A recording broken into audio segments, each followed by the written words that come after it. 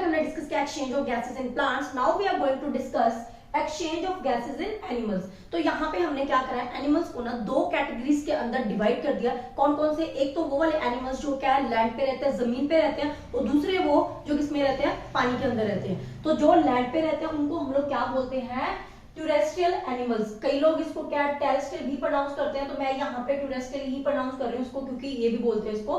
तो terrestrial animals कौन से होते हैं, वो वाले जो लैंड के ऊपर रहते हैं, और दूसरे कौन से जो पानी में रहते हैं उनको हम लोग बोलेंगे एक्वेटिक एनिमल्स। कौन से? Aquatic animals. मैं यहाँ पे दोनों टाइप्स ही लिख रही हूँ।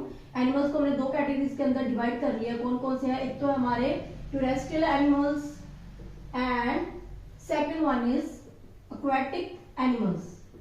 ठीक है, तो एक्वेटिक एनिमल्स कौन से हैं, जो पानी के अंदर रहते हैं, और टेरेस्ट्रियल एनिमल्स कौन से हैं, हमारे जो जमीन पे रहते हैं। तो यहाँ पे ऐसे में सोचना कि भाई हमने उनको क्यों नहीं कंसीडर किया जो हवा में रहते हैं, मींस बर्ड्स। तो बर्ड्स भी हमारे क्या है, इसी के अंदर ही आएंगे, टेरेस्ट्रियल एनिमल्स के अंदर ही कंसीडर होंगे। क्यों? क्योंकि 24 घंटे तो हवा में नहीं ना रहते हैं, जमीन पे भी तो आते हैं ना। तो इसके लिए क्या सेपरेट उनको नहीं हमने कैटेगरी डिवाइड किया, इसी के अंदर ही हम लोग क्या बर्ड्स को भी इंक्लूड करेंगे। क्लियर? तो सबसे पहले हम लोग क्या डिस्कस करने जा रहे हैं, टेरेस्ट्रियल एनिमल्स को, then we are going to discuss aquatic animals. तो सबसे पहले क्या, जैसे कि मैंने आपको बताया कि जो हमारा एनिमल्स के अंदर रेस्पिरेशन के लिए जो एक्सचेंज होता है गैसेस का, उसके बारे में हमने स्टडी करना, लेकिन इतना डीपली स्टडी नहीं करना। हमारी बुक के अंदर इसका एक ओवरव्यू ही है, तो जितना दिया हो उतना हम लोग क्या यहाँ पे डिस्कस करेंगे। ओके, सो पहले हमारे पास क्या टेरेस्ट्रियल एनिमल्स कौन से होते हैं, जैसे मैंने आपको बताया दोज लिव्स ऑन लैंड। जैसे कि जमीन पे कौन कौन से रहते हैं आपको पता है, कैट, डॉग, इंसेक्ट्स, और भी बहुत सारे, लॉइन, को कितनी चीजें होगी। ठीक है, तो ये सारे के सारे क्या है, हमारे टेरेस्ट्रियल एनिमल्स है। अब देखो ये जो सारे के सारे एनिमल्स है ना जो जमीन पे रहते हैं,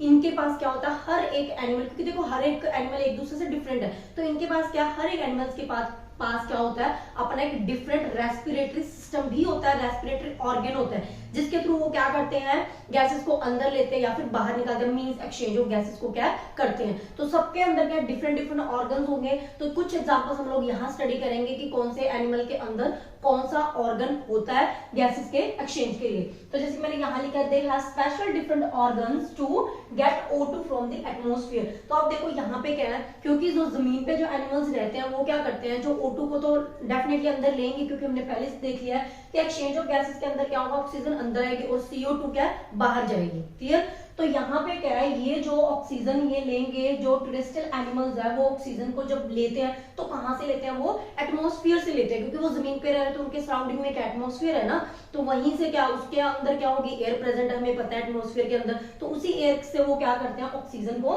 ले लेते हैं। तो ये आपने जरूर ध्यान में रखना है कि जो टेरेस्ट्रियल एनिमल्स है जो लैंड के ऊपर रहते हैं, वो वाले एनिमल्स ऑक्सीजन कहाँ से लेते हैं, एटमॉस्फेयर से। ओके, उसके बाद क्या हमारे पास, जैसे मैंने कुछ एग्जांपल्स कंसीडर किए हैं, अर्थवॉर्म्स का मैंने लिखा है। तो अर्थवॉर्म्स के पास क्या होता है, क्यूटिकल्स होते हैं उनकी स्किन के ऊपर, उनकी जो आउट स्किन होती है उसके ऊपर क्या क्यूटिकल्स होते हैं। क्यूटिकल्स क्या होते हैं, एक तरीके की ना पतली सी लेयर होती है प्रोटीन की, प्रोटीन से बनी होती है, पतली सी लेयर होती है जो कि क्या उनकी स्किन के आउटरमोस्ट सरफेस के ऊपर क्या प्रेजेंट होती है, उसको हम लोग बोलते हैं क्यूटिकल्स। तो ये क्या करते हैं, स्किन के ऊपर जो इनके क्यूटिकल्स होते हैं ना, उसकी हेल्प से ये क्या करते हैं, रेस्पिरेशन करते हैं, मींस गैसेस का एक्सचेंज करते हैं, ऑक्सीजन को अंदर लेते हैं। तो ये इनके अलग ऑर्गन हो गया। ऐसे इंसेक्ट्स की अगर हम बात करें तो इनके पास होता है ट्रैकियल सिस्टम। कौन सा?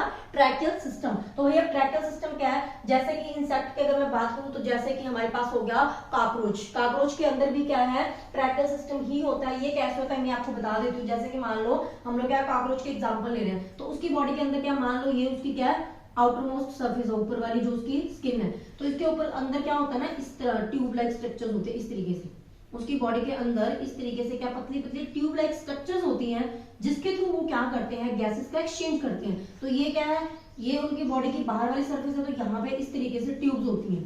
ठीक है, तो ये पूरे सिस्टम को हम लोग क्या बोलते हैं, ट्रैकियल सिस्टम। ठीक है, और ये क्या होती है, ट्यूब लाइक ओपनिंग्स होती है, और इन ट्यूब्स को हम लोग क्या बोलते हैं, स्पाइरेकल्स। क्या कहेंगे, स्पाइरेकल्स। तो ये जो ट्यूब्स है हमारी, इनको हम लोग बोलते हैं स्पाइरेकल्स। एंड ये जो पूरा हमारा सिस्टम है, ये जो पूरा सिस्टम है ट्यूब्स का, इसको हम लोग क्या बोलेंगे, tracheal system. Tracheal system. Clear हुआ? तो यहाँ पे क्या है, ये क्या करेंगे, बाहर से, अब यहाँ पे क्या एटमॉस्फेयर है, तो यहाँ से ये क्या करते हैं, इसके थ्रू, ये स्पाइरेकल के थ्रू क्या ऑक्सीजन को अंदर लेते हैं, और जब रेस्पिरेशन का प्रोसेस कंप्लीट होता है, दैट मींस CO2 क्या रिलीज होगी, बनेगी CO2, तो वो CO2 क्या इन्हीं ट्यूब्स के थ्रू क्या बाहर आ जाती है। क्लियर। तो इस तरीके से क्या है, इंसेक्ट्स के पास ट्रैकल सिस्टम होता है, और ट्रैकल सिस्टम होता क्या है, ट्यूब लाइक ओपनिंग्स होती हैं, और उस ट्यूब को हम लोग क्या बोलते हैं, स्पाइरेकल्स। ठीक है। तो उसके अलावा क्या बाकी के जैसे कि कैट, डॉग एक्सेट्रा हो गए, उनके पास क्या होता है, लंग्स होते हैं। मोस्टली जितने भी हमारे होते हैं ना एनिमल्स, टेरेस्ट्रियल एनिमल जो लैंड पे रहते हैं, मोस्टली के पास क्या लंग्स ही होते हैं। कुछ होते हैं जो जैसे कि हमने अर्थवर्म की बात की, इंसेक्ट्स की बात की, इनके पास कुछ अलग अलग भी होते हैं। कई लंग्स के अलावा कई और भी ऑर्गन्स होते हैं जिससे वो क्या करते हैं, गैसेस का एक्सचेंज करते हैं। ठीक है। तो मैंने यहाँ पे लिखा कैट, डॉग एक्सेट्रा बहुत सारे हैं, उनके पास जैसे कि लंग्स होता है, हमारे पास भी तो लंग्स ही होते हैं ना। तो इस तरीके से क्या हर एक एनिमल के पास क्या होता है, डिफरेंट ऑर्गन होता है, डिफरेंट पार्ट होता है इस गैसेस के एक्सचेंज को करने के लिए। क्लियर। और दूसरा आपने ये जरूर ध्यान रखना कि ये जो ऑक्सीजन लेंगे वो कहां से लेते हैं, ये एटमॉस्फेयर से ही ऑक्सीजन को लेते हैं। उसके बाद क्या, जैसे मैंने लिखा है these organs are placed inside the body. तो ये ऑर्गन क्या होते हैं, इन एनिमल्स के अंदर ये जो ऑर्गन्स है जिससे वो क्या अपने गैसेस का एक्सचेंज करेंगे, ये ऑर्गन्स उनकी बॉडी के अंदर होते हैं, सो दैट वो सेफ रहे। तो भगवान ने भी हर चीज सोच समझ के बनाई है ना। तो हमारा ऐसे है कोई हर्ट या कोई भी चीज हो हमारी बॉडी के बाहर हो, ऐसे नहीं है ना। तो इवन हमारी क्या जो हमारे जो इंपॉर्टेंट ऑर्गन्स है लाइक हर्ट है, उसके साइड में भी तो क्या है, इतने सारे वो पसलियां हमारी है ना, तो वो क्या करती हैं, बचा के रखती है हमारी बॉडी पार्ट्स को। इसी तरीके से क्या सारे एनिमल्स के अंदर ऐसे ही है। तो ये जो ऑर्गन्स है ये क्या बॉडी के इनसाइड होते हैं, and they have the large surface area. इनके पास क्या होता है, लार्ज सरफेस एरिया होता है, सो दैट ये क्या करते हैं, ज्यादा एरिया प्रोवाइड करते हैं गैसेस के एक्सचेंज के लिए। क्लियर। उसके अलावा क्या इनकी एक और खासियत है कि ये जो सारे उनके ऑर्गन्स हैं जहां पे गैसेस का एक्सचेंज होगा, वो ऑर्गन्स क्या होते हैं, वेल सप्लाइड होते हैं विद द ब्लड कैपिलरीज। तो जो भी है, जैसे कि मान लो किसी की स्किन है, अगर हम मान ले कि ये क्या किसी की स्किन है, अगर हम अर्थवर्म की बात करें तो मैंने बोला उनकी स्किन के ऊपर क्या होता है, क्यूटिकल्स होते हैं, एक प्रोटीन की पतली सी लेयर होती है। तो मान लीजिए ये स्किन है, इस स्किन के अंदर क्या होगा, जो इनके क्यूटिकल्स है, क्यूटिकल्स के अंदर क्या होगा, क्यूटिकल्स के साथ ही बिल्कुल क्या होगा, इस तरीके से ना ब्लड कैपिलरीज होगी। तो ये क्या होता है, सारे के सारे जो ऑर्गन्स है, जितने भी ऑर्गन्स है डिफरेंट डिफरेंट एनिमल्स के अंदर, जैसे कि लंग्स हो गया, ट्रैकल सिस्टम हो गया, या फिर क्यूटिकल्स हो गए, और भी बहुत सारी चीजें होती हैं, सबके अंदर क्या होता है, ये क्या वेल सप्लाइड होते हैं विद द ब्लड वेसल्स। तो इसीलिए तो क्या होता है, जैसे ही गैसेस का एक्सचेंज होता है, जहां से गैस अंदर आएगी, इनके साथ ही क्या, इन पार्ट के साथ, ऑर्गन्स के साथ ही क्या ब्लड कैपिलरीज है, तो वो ऑक्सीजन क्या होती है, हमारी ब्लड कैपिलरीज के अंदर चली जाती है, इसमें डिसॉल्व हो जाती है, ब्लड के अंदर डिसॉल्व हो जाते हैं। तो अब तो ऑक्सीजन ब्लड को बोलेगी कि भाई तू जहां मैं वहां, तो जहां जहां ब्लड दौड़ा चला जाएगा उसके पीछे ऑक्सीजन भी भाग के चली जाएगी। इसीलिए क्या होगा, जो ऑक्सीजन है वो क्या ब्लड के साथ हमारे नहीं सॉरी एनिमल्स के हर एक पार्ट तक, जितने भी सेल्स है, हर एक सेल्स तक क्या जो ऑक्सीजन है वो सप्लाई हो जाएगी, और वहां पे क्या रेस्पिरेशन का प्रोसेस होगा, एंड देन वो प्रोड्यूस करेंगे अपनी एनर्जी को, जिससे वो सारे काम करने वाले हैं। क्लियर। तो ये सारा काम था हमारा। ये हमने देखा अभी किसके बारे में, टेरेस्ट्रियल एनिमल्स के बारे में, कि इसके अंदर ये एक्सचेंज ऑफ गैसेस कैसे होता है, कौन से इसके पार्ट्स है। अब हम लोग क्या डिस्कस करते हैं एक्वाटिक एनिमल्स के बारे में, कि एक्वाटिक एनिमल्स के अंदर गैसेस का एक्सचेंज कैसे होता है, कौन से उनके पार्ट्स है, तो वो डिस्कस करते हैं। इससे पहले आप स्क्रीनशॉट ले लो। तो यहाँ पे मैंने लिखा है एक्वाटिक एनिमल्स। तो मैंने बताया अभी आपको कि एक्वाटिक एनिमल्स कौन से होते हैं, वो वाले एनिमल्स जो क्या है वाटर के अंदर रहते हैं। फॉर एग्जांपल मैंने यहाँ लिखा है फिश और फ्रॉग। तो फ्रॉग तो क्या है कभी कभार बाहर भी रहता है, लेकिन फिश जो वो तो क्या 24 आवर्स वाटर के अंदर रहते हैं, हमें पता ही है। तो ये तो इसकी डेफिनेशन होगी। इसके अलावा क्या मैंने आपको जब ये वाला टॉपिक कराया टेरेस्ट्रियल एनिमल्स का, तो उसमें मैंने अभी आपको बताया कि टेरेस्ट्रियल एनिमल्स क्या करते हैं, जो ऑक्सीजन यूज करते हैं, ऑक्सीजन लेते कहां से, वो एटमॉस्फेयर से लेते हैं। जो उनके सराउंडिंग में एटमॉस्फेयर है वहां से वो क्या करते हैं, एयर के अंदर जो ऑक्सीजन प्रेजेंट होते हैं उसको लेते हैं। लेकिन ये क्या है, ये तो वाटर के अंदर रहते हैं ना, तो ये क्या करते हैं, वाटर के अंदर भी तो कुछ अमाउंट ऑफ ऑक्सीजन क्या पहले से डिसॉल्व होती है। तो ये क्या करते हैं, वाटर के अंदर जो वो डिसॉल्व ऑक्सीजन है उसी को क्या करते हैं, ये एक्वाटिक एनिमल्स यूज करते हैं। तो ये मैंने यहाँ पे लिखा है they take oxygen that is dissolved in water. तो वाटर के अंदर जो ऑक्सीजन डिसॉल्व होती है उसको ये यूज करते हैं। They also have the special organs to take O2 from the water. तो जैसे हमने टेरेस्ट्रियल एनिमल्स के अंदर देखा था, सबके पास क्या था, डिफरेंट डिफरेंट एनिमल्स के पास डिफरेंट डिफरेंट ऑर्गन्स थे। इसी तरीके से क्या इनके पास भी क्या होता है, डिफरेंट अपने ऑर्गन्स होते हैं, स्पेशल ऑर्गन्स होते हैं किसको, ऑक्सीजन को लेने के लिए। और ये ऑक्सीजन लेते हैं कहां से, वाटर से। तो इसलिए मैंने यहाँ लिख दिया फ्रॉम वाटर। क्लियर। तो जैसे कि एग्जांपल्स जैसे मैंने लिखी फिश और फ्रॉग की, तो मैंने दोनों का लिखा कि कौन कौन से पार्ट से ये अपना गैसेस को अंदर लेते हैं। तो पहले जैसे कि हम लोग बात करते हैं फिश की, तो फिश के अंदर क्या होता है, गिल्स होते होते हैं और फ्रॉग के अंदर क्या होता है, लंग्स और स्किन दोनों। तो यहाँ पे क्या है, लंग्स और स्किन दोनों से क्या जो फ्रॉग है वो क्या करता है, गैसेस को लेता है या फिर बाहर निकालता है। O2 को अंदर लेगा और CO2 को क्या करेगा, बाहर निकालेगा। तो हमारे सिलेबस में ना वैसे तो दोनों एग्जाम्पल मैंने यहाँ पे लिखे, लेकिन हमारी बुक के अंदर फिश के बारे में थोड़ा सा डिटेल में, तो वो हम लोग क्या डिस्कस कर लेते हैं, क्योंकि इसके बेस्ड एक क्वेश्चन हमारा बनता है, इसीलिए हमें इसको थोड़ा सा डिटेल में करना है। तो फिश का क्या है, फिश के बारे में मैंने अभी भी आपको बताया कि इसके पास क्या होते हैं, गैसेस को एक्सचेंज करने के लिए इसके पास क्या होता है, गिल्स होते हैं। तो फिश के अंदर देखते हैं कि किस तरीके से ये क्या करते हैं, गैसेस का एक्सचेंज करते हैं। इससे पहले मैंने आपको बताया जैसे टेरेस्ट्रियल एनिमल्स के बारे में, तो वहां पे भी क्या था, ऑर्गन्स, जितने भी उनके ऑर्गन्स होते थे, रेस्पिरेटरी जो ऑर्गन्स है उनके अंदर भी क्या था, वो क्या होते थे, लार्ज सरफेस एरिया होता था उनका, और वो क्या होते थे, बॉडी के इनसाइड होते थे and are supplied with the blood capillaries. तो उनके अंदर भी क्या है, वेल सप्लाइड होते थे ब्लड कैपिलरीज से। सेम ही यहाँ पे भी होता है, जैसे फिश के गिल्स हो गए या फिर फ्रॉग के लंग्स और स्किन होगी, दोनों ही ये सारे के सारे क्या होते हैं, इनके पास भी क्या लार्ज सरफेस एरिया होता है and these are also well supplied with the blood capillaries. तो ब्लड कैपिलरीज के साथ सप्लाइड होता है, इसीलिए जब इन पार्ट्स के थ्रू ऑक्सीजन अंदर जाती है तो वहां से वो क्या है, ब्लड के अंदर डिसॉल्व हो जाएगी और फिर क्या है, पूरे बॉडी के अंदर जो है वो ऑक्सीजन पहुंच जाएगी। तो यहाँ पे क्या हम लोग क्या फिश को डिस्कस कर लेते हैं पहले कि फिश के अंदर कैसे ये क्या करते हैं, फिश जो है वो कैसे ऑक्सीजन को लेती है और CO2 को कैसे बाहर निकालती है बाय यूजिंग गिल्स। तो अगर मैं यहाँ पे डायग्राम बनाऊं तो आप ये देख सकते हो। तो जैसे कि मैंने क्या है, यहाँ पे थोड़ी सी डायग्राम ड्रॉ कर रही हूँ सो दैट हमें अच्छे से समझ में आ जाए। तो ये मैंने क्या फिश बनाई है, तो यहाँ पे क्या मान लीजिए ये इसका क्या है, माउथ, ये क्या इसका माउथ, और इसकी बॉडी के अंदर क्या है, इस तरीके से यहाँ पे क्या होता है, गिल्स प्रेजेंट होते हैं। ये क्या हमारे गिल्स।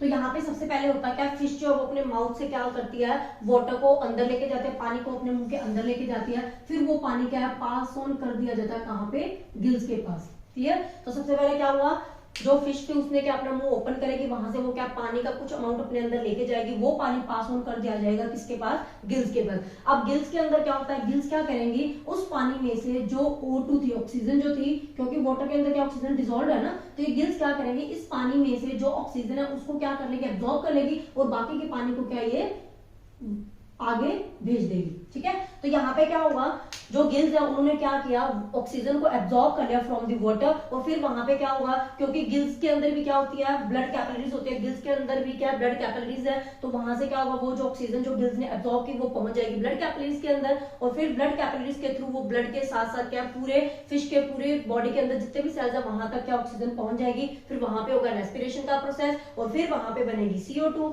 CO2 जब बनेगी तो क्या होगा, CO2 जब बनी तो वहां पे क्या होगा, वो क्या वापस उसी पानी के अंदर क्या डिसॉल्व होती है ना, तो वो CO2 क्या वापस क्या, ये जो पानी गिल्स के पास आएगा इसमें से जो CO2 है वो क्या वापस बॉडी से बाहर निकाल दी जाएगी। तो इस तरीके से क्या है, फिश के अंदर गैसेस का क्या एक्सचेंज होता है। क्लियर होगा, थोड़ा सा ओवरव्यू है तो मैं यहाँ पे लिख देती हूँ अगर आपको थोड़ा सा और समझने दो। जैसे कि क्या हुआ, सबसे पहले फिश क्या करेगी, अपने माउथ से क्या करती है, take water inside, take water inside the body.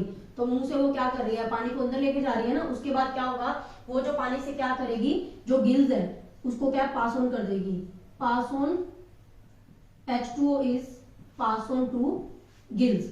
तो वो क्या है, जो पानी है वो क्या गिल्स तक पास ऑन कर दिया जाएगा। फिर वहां से क्या गिल्स क्या कर लेंगी, एब्जॉर्ब कर लेंगी, gills absorb O2 from water means H। तो यहाँ से क्या होगा, ये जो ऑक्सीजन है वो क्या ब्लड कैपिलरीज तक पहुंच जाएगी, उसके हेल्प से क्या, ब्लड की हेल्प से जो पूरे सेल्स है फिश के अंदर जितने भी पूरी बॉडी पार्ट्स है वहां तक क्या ऑक्सीजन पहुंच जाएगी। तो हम लोग यहाँ लिख देते हैं, O2 is transported to all the cells with the help of blood capillaries। Clear. तो ब्लड कैपिलरीज की हेल्प से क्या है, वो जो है सारे पार्ट्स तक पहुंचा दी जाएगी। क्लियर। तो इस तरीके से क्या मैंने यहाँ पे लिखा है, थोड़े से स्पेलिंग मैंने गलत कर दिए हैं तो इसको थोड़ा सही कर लेते हैं।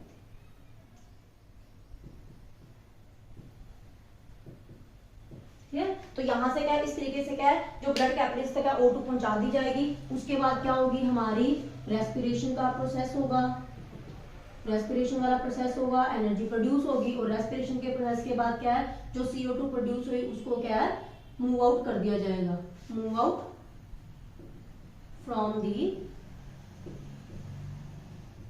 Body of fish. क्लियर। तो इस तरीके से क्या है, जो फिश है वो क्या करती है, गैसेस का एक्सचेंज करते हैं, O2 को लेते हैं और CO2 को क्या बाहर निकाल देते हैं। तो मैंने थोड़ा सा आपको समझा दिया। अब इसके अलावा क्या एक चीज और है, यहाँ पे क्या होता है ना, हमारी बुक के अंदर भी क्या थोड़ी सी एक एक्टिविटी टाइप कुछ दिया हुआ, तो वहां पे उन्होंने लिखा है कि अगर हम लोग क्या है एक्वेटिक एनिमल्स की बात करें, लाइक फिश की ही एग्जांपल उन्होंने कंसीडर किया है, तो उन्होंने बोला है, आपने देखा होगा ना घर पे कई बार क्या होता है, कई लोग क्या घरों में भी क्या फिश को रखते हैं, तो एक बड़ा सा ग्लास का जार होता है, आपने देखा है, तो उस जार के अंदर क्या होता है, फिशेस को रखते हैं। तो अगर आप उसको केयरफुली नोट करो तो आपने क्या करना है, टाइम नोट कर लेना, 1 मिनट के अंदर आपने ये देखना है कि कोई भी एक फिश को आप कॉन्सेंट्रेट कर लो, आप उसको देखो, तो उसके अंदर हमने नोट करना है कि उस फिश ने 1 मिनट के अंदर कितनी बार अपना मुंह ओपन किया और क्लोज किया, कितनी बार ओपन किया, कितनी बार क्लोज किया। तो 1 मिनट के अंदर आपने नोट करना है फिश का कितनी बार उसने मुंह अपना खोला, कितनी बार बंद किया, और फिर आपने क्या करना है, 1 मिनट के अंदर आपने अपना खुद का नोट करना है कि 1 मिनट के अंदर आपने कितनी बार ब्रीदिंग की, ठीक है, 1 मिनट के अंदर आपने कितनी बार ब्रीदिंग की वो भी नोट करना है। तो आप देखोगे कि फिश जो है ना, उसका जो ब्रीदिंग रेट है वो क्या होता है, हमारे कंपैरिजन में क्या होता है, बहुत ज्यादा होता है। तो ऐसा क्यों होता है वो भी देखना, उसके बेस्ड हमारा एक क्वेश्चन बनता है, तो वो चीज देखने। तो यहाँ पे क्या होता है, जो एक्वेटिक एनिमल्स होते हैं ना, जैसे कि फिश होगी, वो क्या करते हैं हमारे कंपैरिजन में बहुत फास्ट क्या ब्रीदिंग करते हैं, बहुत जल्दी अपना मुंह खोलेंगे, बंद करेंगे। ऐसा क्यों होता है, क्योंकि भाई देखो ये क्या करते हैं, ये ऑक्सीजन को यूज कर रहे हैं कौन सी, जो वाटर के अंदर डिसॉल्व है। तो अगर हम लोग क्या एक वाटर की बात करें और एक सिंपल एटमॉस्फेयर की बात करें, तो एटमॉस्फेयर के अंदर क्या होता है, ऑक्सीजन की बहुत क्वांटिटी प्रेजेंट है, तो वहां से क्या हमें इजीली ऑक्सीजन क्या अवेलेबल हो जाती है, इसलिए हम लोग क्या आराम से ब्रीदिंग करते हैं, तो कोई प्रॉब्लम नहीं है। तो जब हम लोग क्या एक बार ब्रीथ करते हैं तो काफी अमाउंट ऑफ ऑक्सीजन का हमारी बॉडी के अंदर क्या चला जाता है, इसलिए हमें क्या ज्यादा फास्ट ब्रीदिंग नहीं करनी पड़ती। बट फिशेस को क्या, जैसे फिश हो गई या फिर कोई भी और एक्वेटिक एनिमल्स हो गया, उनके केस में क्या उन्होंने तो ऑक्सीजन यूज करनी है कौन सी, जो वाटर के अंदर डिसॉल्व है, और वाटर के अंदर क्या इतनी ज्यादा ऑक्सीजन डिसॉल्व नहीं होती, कुछ लिमिटेड ऑक्सीजन ही डिसॉल्व होती है। अगर हम एटमॉस्फेयर से कंपैरिजन करें तो जितनी एटमॉस्फेयर के अंदर ऑक्सीजन है, वाटर के अंदर उतनी ऑक्सीजन अवेलेबल नहीं होती है। इसीलिए क्या करते हैं जो फिशेस है उनको क्या जल्दी जल्दी ब्रीथ करना पड़ता है, सो दैट वो बार बार क्या ऑक्सीजन को अपनी बॉडी के अंदर ले सके और उनकी जो ऑक्सीजन की रिक्वायरमेंट है ना वो क्या हो सके, पूरी हो सके। इसीलिए क्या करते हैं जो एक्वेटिक एनिमल्स है उनका जो ब्रीदिंग का जो रेट है ना वो हमारे कंपैरिजन में क्या होता है, बहुत ज्यादा होता है। तो अगर हम लोग क्या 1 मिनट में, अगर हम लोग 1 मिनट में 15 से 20 बार ब्रीदिंग कर रहे हैं ना, अगर ये क्या हमारा मान लो ह्यूमंस का है, तो जो फिशेस रहते हैं ना उनका अप्रोक्सीमेटली 35 to 40 के बीच में या ऐसे कुछ होगा, ठीक है। तो आप देख सकते हो कि कितना फास्ट ये ब्रीथ करती है हमारे कंपैरिजन में। तो ये वाला जो क्वेश्चन है वो हमारा इसके बेस पे क्वेश्चन है, तो उसको अब हम लोग देखते हैं कि उसका आंसर हमने कैसे लिखना है।